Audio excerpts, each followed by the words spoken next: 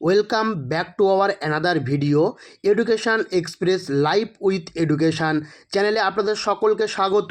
আপনারা কিন্তু থাম্বনেল দেখেই বুঝতে পেরেছেন যে এসসি এসটি ওবিসি সার্টিফিকেট বাতিল হলে চাকরিতে কি কি সমস্যা হতে পারে, রেজাল্ট ডিলে কেন হচ্ছে এবং এই এসসি এসটি ওবিসি সার্টিফিকেট বাতিল সংক্রান্ত আজকের বিশেষ তথ্য কিন্তু আজকের ভিডিওতে জানাবো। তো এই এসসি এসটি ওবিসি সার্টিফিকেট বাতিল হলে রেজাল্ট ডিলে এছাড়া প্রকাশের যে রেজাল্ট প্রকাশের দেরি হওয়ার সম্ভাবনা কত পার্সেন্ট রয়েছে সে সম্পর্কে কিন্তু আজকের বিস্তারিত ব্যাখ্যা জানাবো। তো এখানে কিন্তু আপনারা প্রত্যেকে দেখতে পাচ্ছেন যে যারা যারা এসসি এসটি ওবিসি সার্টিফিকেট ভুয়ো সার্টিফিকেট বার করেছেন তাদের ক্ষেত্রে কিন্তু খুব বড় সমস্যা আসতে চলেছে। এই ভুয়ো সার্টিফিকেট দিয়ে অনেকেই চাকরি করছেন। ইতিমধ্যেই কিন্তু আজ সকালেই কিন্তু আমরা জানতে পেরেছি যে একজন প্রফেসর কিন্তু তিনি রিজাইন দিয়েছেন। তার কারণ হচ্ছে তার সার্টিফিকেটটা কিন্তু ভুয়ো ছিল। তো সেক্ষেত্রে কিন্তু এই সার্টিফিকেট সংক্রান্ত প্রথম যে কারণটা আমরা দেখতে পাচ্ছি যে রেজাল্ট প্রকাশে দেরি হওয়ার সম্ভাবনা। দেখুন, আপকামিং অনেকগুলো পরীক্ষা কিন্তু হয়েছে, অর্থাৎ পশ্চিমবঙ্গের অনেকগুলো পরীক্ষা কিন্তু নেওয়া হয়েছে। সেই পরীক্ষায় রেজাল্ট প্রকাশে দেরি হচ্ছে, তার একটাই কারণ, সেটা হচ্ছে কি SC ST OBC certificate verification নিয়ে জটিলতা তৈরি। অর্থাৎ SC ST OBC certificate verification already কিন্তু স্টার্ট হয়ে গেছে এবং স্টার্ট হওয়ার পরেও কিন্তু জটিলতা একটা তৈরি হচ্ছে। সেই জটিলতা হওয়ার ফলে ওয়েস্ট বেঙ্গল পুলিশ, কলকাতা পুলিশ বা ডব্লিউবিএসএসসি গ্রুপ সিডি রিক্রুটমেন্টের ফাইনাল রেজাল্ট প্রকাশ কিন্তু পিছিয়ে যেতে পারে। এবং এই পিছিয়ে যাওয়ার কারণ কিন্তু এটাই যে এসটি এসসি ওবিসি সার্টিফিকেট সংক্রান্ত যে ইস্যু, সেই ইস্যু সম্পর্কে কিন্তু এই রেজাল্টটা পিছিয়ে যাচ্ছে। এবং এই পিছিয়ে যাওয়ার পেছনে আরও কিছু কারণ আছে। সেটা হচ্ছে কি যে আপকামিং যে পরীক্ষাগুলো আসতে চলেছে সেই পরীক্ষাগুলোতে কিন্তু আপনারা কিন্তু সেই পরীক্ষাগুলো কিন্তু অনেক লেট হবে। তার কারণ হচ্ছে যে এখানে কিন্তু আপনাদের যে রেজাল্ট না বেরোনো পর্যন্ত কিন্তু কোনোভাবেই হবে না। দ্বিতীয় নম্বর পয়েন্ট হচ্ছে ডকুমেন্টস ভেরিফিকেশান আরও করা হতে পারে। দেখুন, সামনে রেজাল্ট বার হওয়ার আগেই কিন্তু বোর্ড বা রিক্রুটমেন্ট অথরিটি কাস্ট সার্টিফিকেট যাচাই এবং কঠোরভাবে করতে পারে। যেহেতু ডকুমেন্টস ভেরিফিকেশান যখন হবে তখন কিন্তু রেজাল্ট বের হওয়ার আগে বোর্ডের তরফ থেকে ডিবি ভেরিফিকেশান হয়। সেই ডিবি ভেরিফিকেশানটা কিন্তু খুব কঠোরভাবে হবে। তাহলেই কিন্তু আপনি এখান থেকে যদি ভেরিফিকেশানে বার হয়ে যেতে পারেন তাহলে আপনার কোনো আর চিন্তা রইল না। 3 নম্বর পয়েন্ট হচ্ছে পেন্ডিং ক্যান্ডিডেট লিস্ট বাড়াতে পারে। দেখুন, পেন্ডিং ক্যান্ডিডেটের লিস্ট কীভাবে বাড়বে? যাদের সার্টিফিকেট নিয়ে সন্দেহ থাকবে তাদের ফলাফল পেন্ডিং বা উইথড্র রাখা হতে পারে। দেখুন, ওইরকমভাবে তো রাখা সম্ভব নয়। যাদের সার্টিফিকেটে প্রবলেম হবে তাদেরকে ডিরেক্টলি হয়তো বার করে দিতে পারে, তারপরে কিন্তু প্যানেল গঠন হতে পারে। প্যানেল গঠন করা কিন্তু অটোমেটিক্যালি এই পেন্ডিং লিস্ট বাড়াতে পারে। পেন্ডিং লিস্ট ওইরকমভাবে তৈরি হয় না, সেহেতু উইথড্র রাখা হতে পারে তাদের সার্টিফিকেট। ওইরকমভাবে কিন্তু একটা প্যানেল কিন্তু নষ্ট হয়ে যেতে পারে। তো সেহেতু তাদের একটা মতামতের মধ্যে আসবে সরকার, সেই মতামত অনুযায়ী কিন্তু এই পেন্ডিং ক্যান্ডিডেট লিস্ট কিন্তু তৈরি হবে। তো আশা করি সমস্ত বিষয়টা আপনারা বুঝতে পারছেন।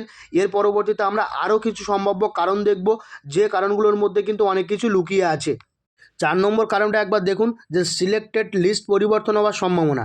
ভেরিফিকেশনের পর কিছু প্রার্থীর ক্যান্ডিডেচার বাতিল হলে মেরিট লিস্ট বা ওয়েটিং লিস্টে পরিবর্তন আসতে পারে। যদি ইনকেস ধরুন এই সবগুলো এই রিইস্যু বা রিভেরিফিকেশান করার আগে যদি রেজাল্ট বার করে দেয় বা তাদের নিয়োগপত্র কাছে চলে আসে, পরবর্তীতে যদি সেই সব ডকুমেন্টস যদি ভুল বলে প্রমাণিত হয়, সেক্ষেত্রে কিন্তু সেই প্রার্থীর ক্যান্ডিডেচার বাতিল হতে পারে এবং মেরিট লিস্ট বা ওয়েটিং লিস্টের পরিবর্তন হবে। সেখানে কিন্তু প্যানেল নিয়ে টানা হেঁচড়া বিভিন্ন কিছু কাজ কিন্তু হবে।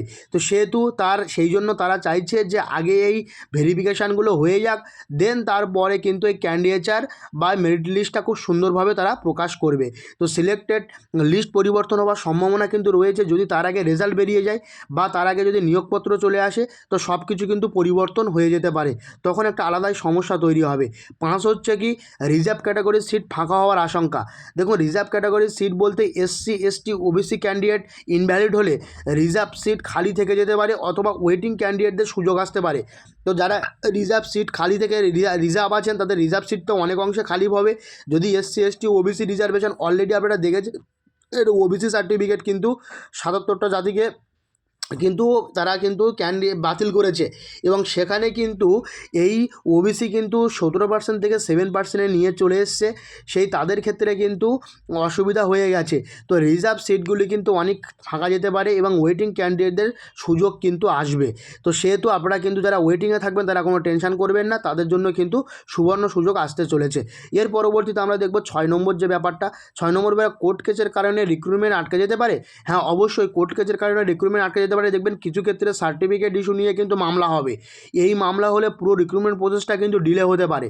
তো ডিলে হওয়ার সম্ভাবনা একটাই, যে সার্টিফিকেট বাতিল যদি পরীক্ষার যদি রেজাল্টের আগে বা রেজাল্টের পরে করে, তো সেহেতু কিন্তু এখানে কিন্তু প্রচুর পরিমাণ রিক্রুটমেন্টে বাধা আসতে পারে বা ডিলে হতে পারে। এই বিষয়টা আশা করি আপনারা বুঝতে পারছেন। 7 নম্বর যে পয়েন্টটা আমরা দেখতে পাচ্ছি, 7 নম্বর পয়েন্টের মধ্যে কী আছে, যে রিভেরিফিকেশনের কাজ কি শুরু হতে পারে। দেখুন, রিভেরিফিকেশান ব্যাপারটা নিয়ে একটু বলি। রিভেরিফিকেশান ব্যাপারটা হচ্ছে অথরিটি চাইলে পুনরায় কাস্ট সার্টিফিকেট ভেরিফিকেশান শুরু করতে পারে, এতে রেজাল্ট আরও দেরি হতে পারে। দেখুন, অলরেডি কিন্তু রিভেরিফিকেশানের কাজ কিন্তু শুরু হয়ে গেছে। এই রিভেরিফিকেশানের মধ্যে কিন্তু অলরেডি যাদের যাদের ডাক পড়েছে আপনারা ইতিমধ্যে দেখেছেন। এই চ্যানেলে অনেক ভিডিও কিন্তু দেওয়া আছে যে কাদের ডাক পড়েছে, তাদের কী কী ডকুমেন্টস নিয়ে যেতে হবে, কোন কোন ডকুমেন্টস নিয়ে যেতে হবে। অলরেডি কিন্তু ওবিসিদের কিন্তু ক্ষেত্রে অনেকগুলো প্রার্থী কিন্তু বাতিল হয়েছে। তো সেক্ষেত্রে আপনারা কিন্তু বুঝতেই পারছেন যে রিভেরিফিকেশান কখন শুরু হবে, কী শুরু হবে, অলরেডি কিন্তু শুরু হয়ে গেছে। তো আশা করি সমস্ত ভিডিওটা আমি আপনাদের কাছ থেকে বোঝাতে পারলাম। যদি ভিডিওটি ভালো লেগে থাকে অবশ্যই কিন্তু একটা লাইক দিয়ে যাবেন। আর যদি চ্যানেলে নতুন হয়ে থাকে চ্যানেলটিকে সাবস্ক্রাইব করে পাশে থাকবেন, পাশে থাকা বেল আইকনটি প্রেস করে রাখবেন যাতে নতুন নতুন ভিডিওর তথ্য আপনাদের সামনে প্রথমেই চলে আসে।